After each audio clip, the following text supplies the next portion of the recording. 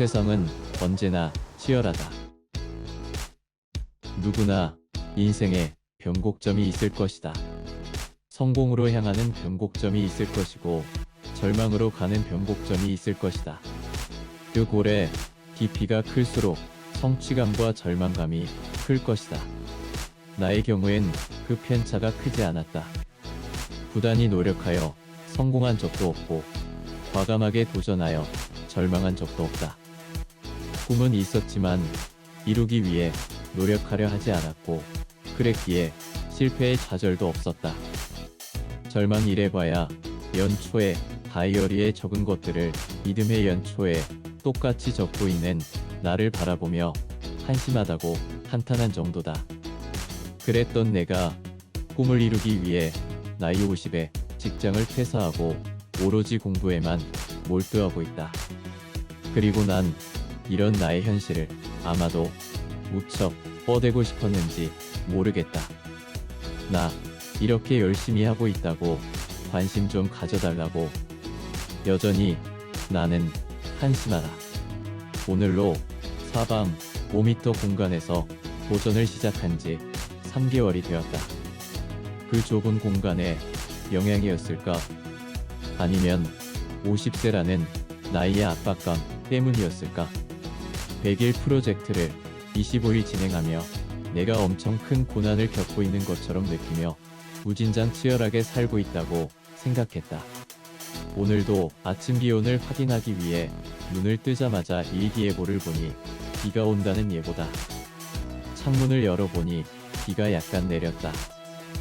비도 오는데 누가 운동하러 나오랴.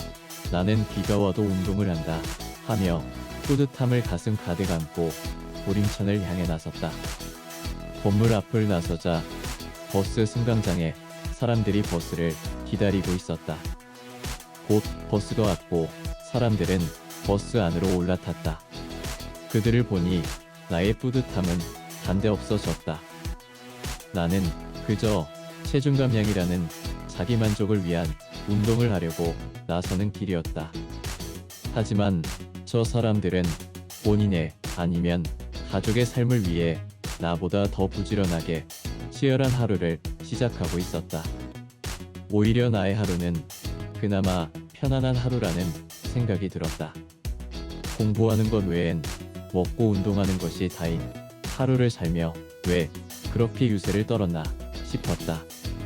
그렇다고 나의 하루가 하찮다는 것은 아니다. 누구나 자신이 가진 짐을 가장 무겁게 느끼는 것 아닌가?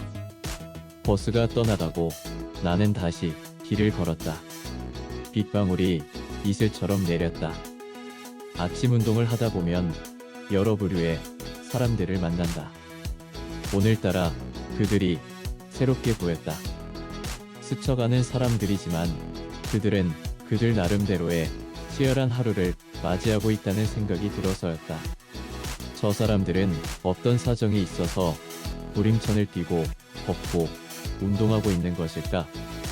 보기만 해도 저절로 응원하게 되는 달리기를 하는 사람들.